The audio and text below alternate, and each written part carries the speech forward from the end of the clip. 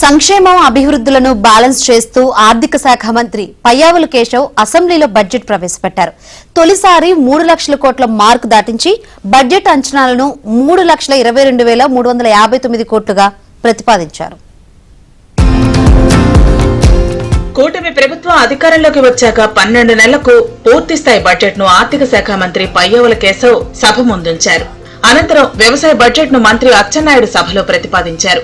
కీలక రంగాలకు ఈసారి బడ్జెట్ లో పెద్దపీట వేశారు. పాఠశాల విద్యకు 31,806 కోట్లు, బీసీ సంక్షేమానికి 23,260 కోట్లు, వైద్యారోగ్య శాఖకు 19,265 కోట్లు, పంచాయతీరాజ్ గ్రామీణాభివృద్ధి శాఖకు 18,848 కోట్లు కేటాయించగా జలవనరుల అభివృద్ధి శాఖకు 18,020 కోట్లు, మున్సిపల్ మరియు పట్టణాభివృద్ధి శాఖకు 13,862 కోట్లు, విద్యుత్ శాఖకు 13,600 కోట్లు, వ్యవసాయానికి 11,636 కోట్లు, సాంఘిక సంక్షేమానికి 10,900 కోట్లు, ఈడబ్ల్యూఎస్ సంక్షేమానికి 10,619 కోట్లు, రవాణా రంగానికి 8,785 కోట్లు బడ్జెట్ లో కేటాయించారు.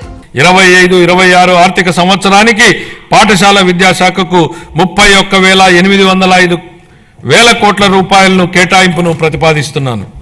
ఇక బడ్జెట్ లో ఎన్టీఆర్ భరోసా పెన్షన్లకు 27,518 కోట్లు, ఆదరణ పథకానికి 1000 కోట్లు, మనబడి మన భవిష్యత్తు డొక్కా సీతమ్మ మధ్యాహ్న భోజనం, రెసిడెన్షియల్ స్కూల్స్ పాఠశాలలకు ఉచిత విద్యుత్ కింద 3,846 కోట్లు, తల్లికి వందనం పథకం కింద 9,407 కోట్లు, దీపం పథకం కింద 2,601 కోట్లు, దీపం 2 ఉచిత గ్యాస్ సిలిండర్ పథకం కింద 2,601 కోట్లు కేటాయించారు.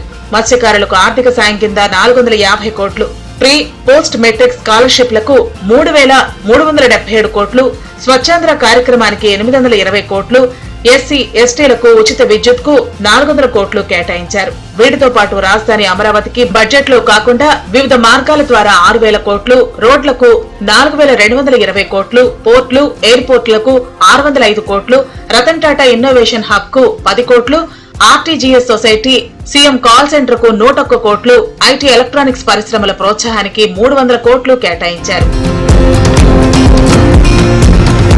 పరిశ్రమల అభివృద్ధి కోసం విశాఖపట్నం, చెన్నై బెంగళూరు, హైదరాబాద్ బెంగళూరు ఇండస్ట్రియల్ కారిడార్లకు 837 కోట్లు, ఎంఎస్ఎంఈ ఆహార శుద్ధి పరిశ్రమలకు ప్రోత్సాహకాలుగా 1,400 కోట్లు, వయాబిలిటీ గ్యాప్ ఫండింగ్ కోసం తొలిసారిగా 2,000 కోట్లు కేటాయించారు.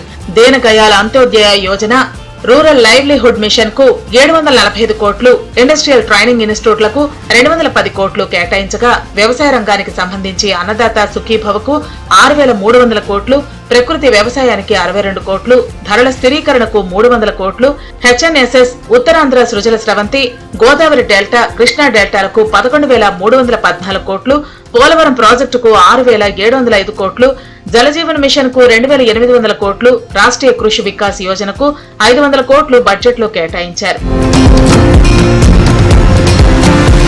ఈసారి బడ్జెట్ లో ఏపీకి పన్నుల ద్వారా వచ్చే ఆదాయం 1,09,007 కోట్లు కాగా పన్నేతర ఆదాయం 19,119 కోట్లుగా అంచనా వేశారు.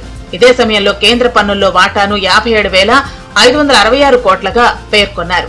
బడ్జెట్ లో కేంద్ర ప్రభుత్వం నుంచి అప్పుగా 21,700 కోట్లు, ఓపెన్ మార్కెట్ నుంచి రుణాలుగా 80,456 కోట్లు, ఇతర రుణాలు 1,500 కోట్లుగా పేర్కొన్నారు. ఈ ఏడాది బడ్జెట్ లో అప్పు తిరిగి చెల్లించడానికి 20,086 కోట్లు చెల్లించనున్నట్లు పయ్యావుల కేశవ్ వెల్లడించారు.